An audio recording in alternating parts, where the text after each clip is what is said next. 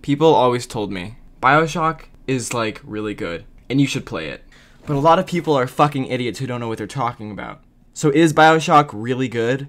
Well, yeah, it is. Keep in mind, when I say BioShock, I'm referring to the BioShock franchise as a whole. Anyways, all I knew about the BioShock franchise before I first played a BioShock game was that it's an FPS, there's a city underwater, also a city in the air, and there's some bitch named Elizabeth. So when I saw the BioShock franchise on the Steam summer sale, I bought them all. I played BioShock Remastered for about 7 hours till I got frustrated with the controls and how challenging it was to me. It's probably just that I'm a pussy who was born at a time where games were becoming easier and more consumer friendly by the second. Which is most likely why BioShock Infinite, being the most recent release in the series, appealed to me the most. Even though BioShock Infinite is in the same franchise as the first BioShock, it feels significantly easier than its predecessors. I'll get a bit more into that later. At this point, I'm going to state what experience I have with the BioShock franchise. I currently have 8 hours in BioShock Remastered, 47 minutes in BioShock 2 Remastered, and 19 hours in BioShock Infinite. Although I do own the standard non-remastered versions of both BioShock and BioShock 2, I've never played them because as far as I know, they are identical to their remastered counterparts, just somewhat graphically inferior. I'm sure there are some BioShock Puritans out there who will complain that I don't know what I'm talking about because I didn't play both the remastered and non-remastered versions. Just kidding. I know nobody will watch this. I don't even have an audience. Pretty sure it's just me and my grandma at this point. That doesn't really matter all that much because in this video I'll be focusing specifically on BioShock Infinite. And I'll start with what makes it different from BioShock and BioShock 2.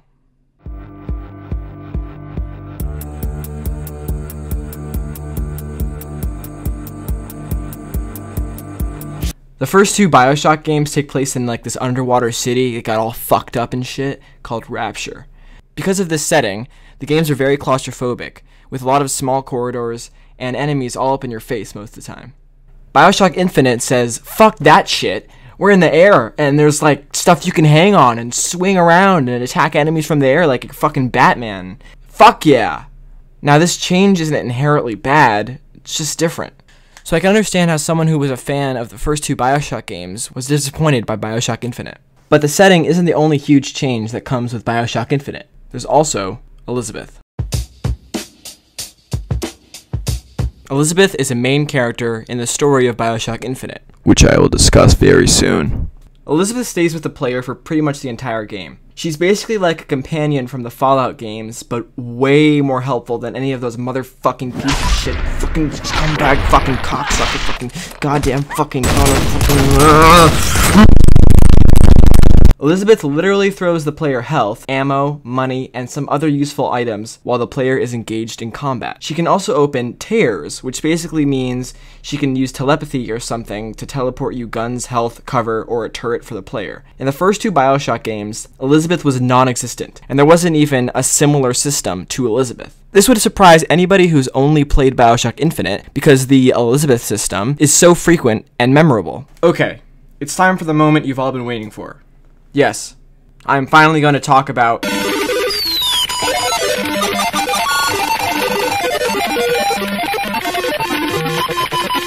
story in BioShock Infinite is fucked, but I'm going to do my best to tell it anyways. Here we go. In BioShock Infinite, you play as Booker DeWitt.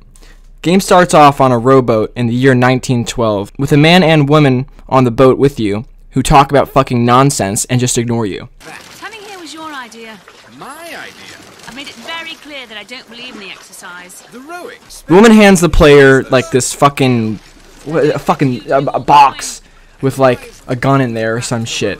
Go to a lighthouse, get in this fucking rocket chair, and then boom. Hallelujah.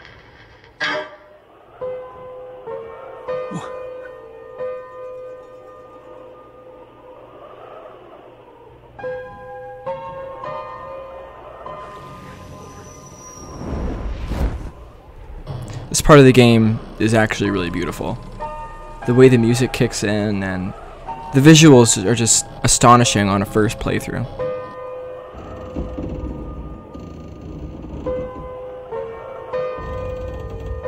It's immediately established who the antagonist of this game is going to be. Father Comstock, the false prophet dictator guy who leads this flying city.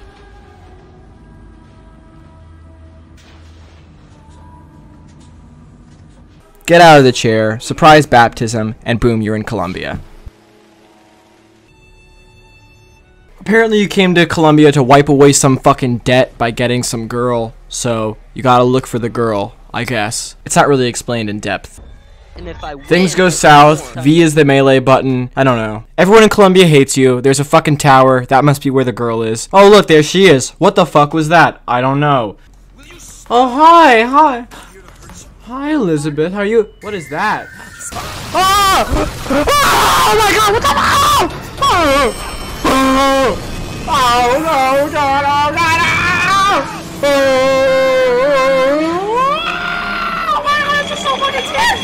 Oh no, we landed on a beach.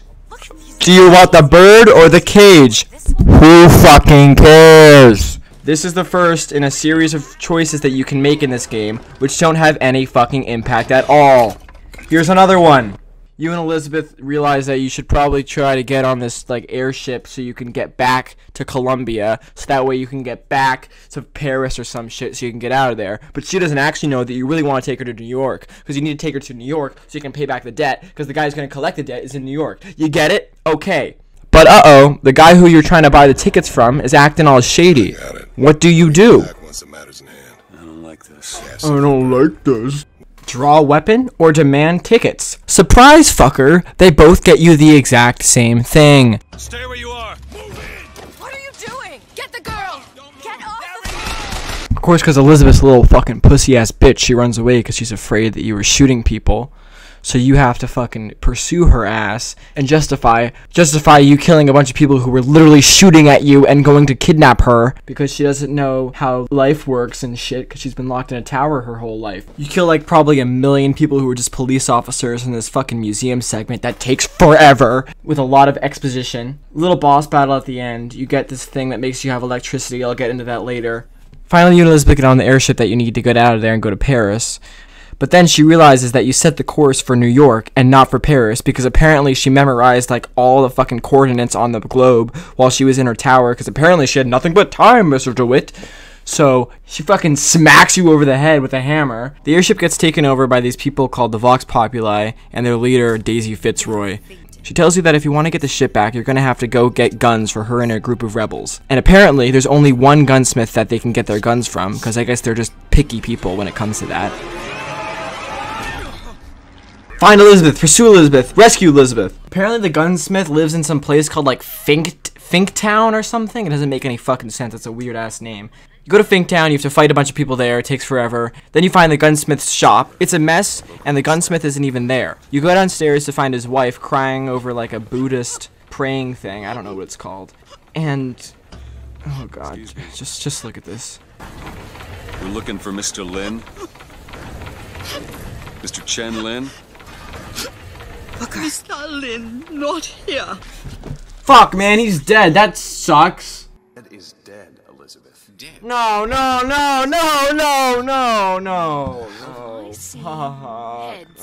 Then these assholes talk to you for like 15 more minutes about being dead and then being alive, or whatever. Elizabeth finds out that she can actually open tears to a whole different alternate reality. She can open a tear to an alternate reality where the gunsmith isn't dead. Elizabeth says that if you and her enter the tear, you won't be able to come back out of it. But fuck it, why not? So she does. This new reality doesn't seem all that different. And the player is led to believe that the only main difference is that some people who were previously dead are now alive, including a few of the officers who you had just killed a few minutes ago. But according to Elizabeth, they look all wonky and shit because they remember being dead, which doesn't really make any sense at all. You go to the gunsmith's shop again, and surprise, he also remembers being dead because no shit. So he's kind of like gone crazy because he remembers being dead so much, I guess. So it's up to you to go retrieve his tools. But surprise, his tools are like massive and shit, so you cannot carry them. What do? Elizabeth says she can open another tear to yet another alternate reality inside of this alternate reality. Elizabeth tells you again that if you go into this reality, you will not be able to come back out of it,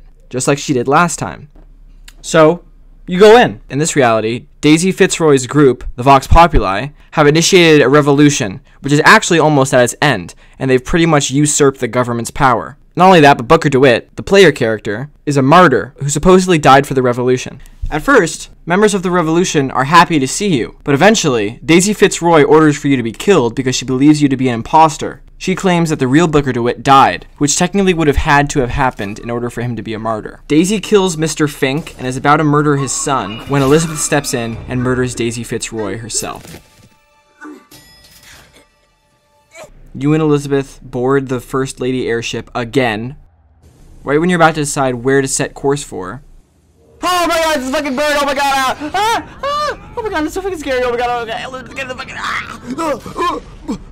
You crash land in some church, and these fuckers are there again. At this point in the story, I realize that these two characters are just Deus Ex Machinas. We are where we are needed. And needed where we are. They tell you that if you play a certain song with some certain notes, you'll be able to distract the bird and get it on your side or something like that. Father Comstock, however, is not dead in this reality, so you have to go to his house. I don't really know why, but you do. It takes forever to get there, but when you do, the gate mistakes Elizabeth for her mother, Lady Comstock, because apparently she's Father Comstock's daughter, but maybe not. I don't know. Lady Comstock, how lovely to see you.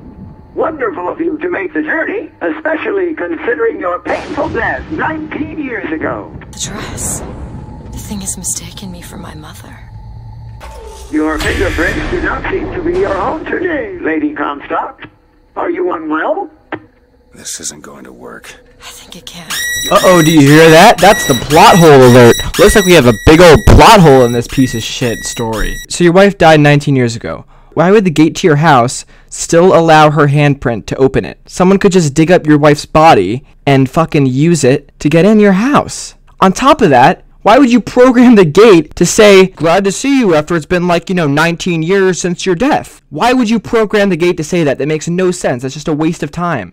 But of course, you have to go find the body of Lady Comstock so you can use her handprint to open up the gate. Turns out she's like a big old ghost that can resurrect people and you have to fight her, and it takes forever. Fight her 2 more times, fight some other people, go around the map a few times, and then you can finally go into Comstock House. At last, Comstock House. The fabled... It just looks like a fucking ugly-ass version of Mount Rushmore. What the fuck? Oh my god, what the fuck? The bird... I was totally not expecting that at all. What the fuck? That's so crazy. You get thrown into some building. When you wake up, the bird and Elizabeth are gone. So you go across the bridge. Halfway through the bridge, a tear opens up into another alternate reality. Snow. Still alive. Why are you surprised by this? Did you not just fucking see the big ass portal that you walked through, you fucking dumbass? In this reality, I guess Comstock House is now like an insane asylum that only Elizabeth is staying in for some reason. They're trying to indoctrinate her. It's really boring. You have to fight these like fucking bell boys with like bells on their head, and they're so fucking annoying. They take a million hits to kill. As the player travels through the building trying to find Elizabeth, it's made clear that Elizabeth had already been there for like several months in this reality, and she's given up all hope and is almost becoming the basic bitch that Comstock wants her to be. As the days pass, I believe less in God and more in Lutece. My powers. Then all of a sudden you can hear Elizabeth screaming, which doesn't really make any sense. I guess there's another tear that you didn't see. I don't know. Oh wow, look, there's Elizabeth. Oh wow, she's an old lady. Oh, I'm so bored. Oh, what is that, like New York City on fire or some shit? That's like really cool. Wow. Oh wow. Wow, look at that. Look at that. Old Elizabeth gives you some note and is like, oh, well, young Elizabeth will know what it means because she will, And surprise, surprise, what does the note mean? Well, she says, How not to become me. Because of course she does. One of the most cliche time travel, sort of like, give this note to my past self thing. When old Elizabeth kicks you out of like New York on fire, she puts you in like an alternate reality again, but in this one it hasn't been like a million months and Elizabeth is still alive or something, so you have to save her. You ready? Just do it. Comstock fled to his airship, the Hand of the Prophet, so you have to go there, I guess. I don't know why.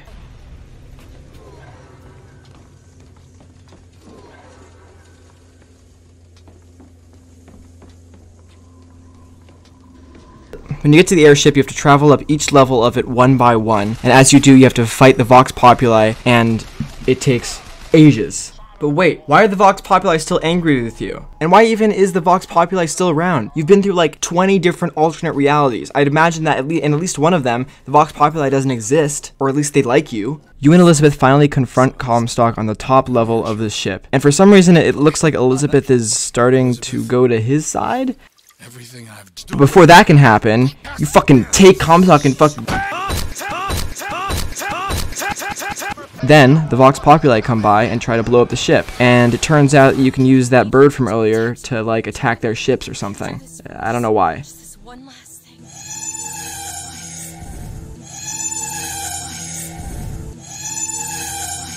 Super long gunfight, yada yada yada. Eventually, the Vox Populi leave the ship alone, and the bird goes crazy and tries to kill you. Right before it can get to you, Elizabeth opens a tear to Rapture from the first 2 BioShock games, which to anyone who had played the previous 2 BioShock games would be a pleasant surprise and throwback, but it's only used for like a second.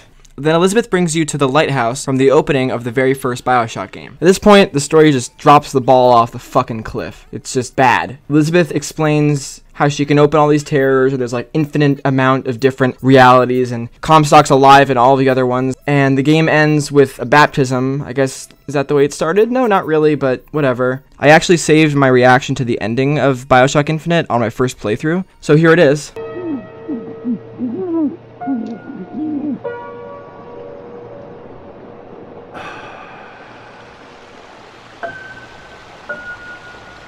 What? What? Okay. Right. I'm coming up only to hold you. Here's a fun fact. I'm the only person on Earth who has ever played the DLC for BioShock Infinite, because no one cares. Here's my reactions.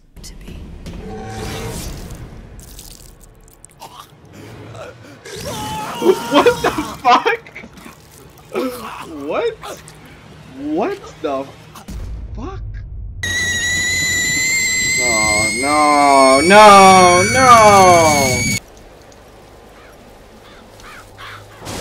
How are you doing? Is this supposed to make more sense? What?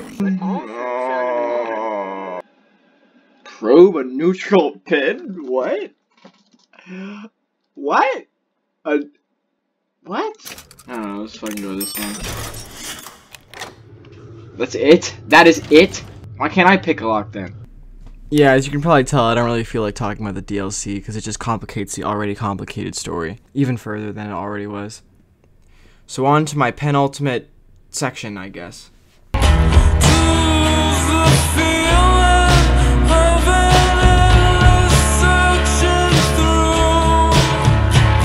At its core, the weapon system in BioShock Infinite is just the standard FPS weapon loadout.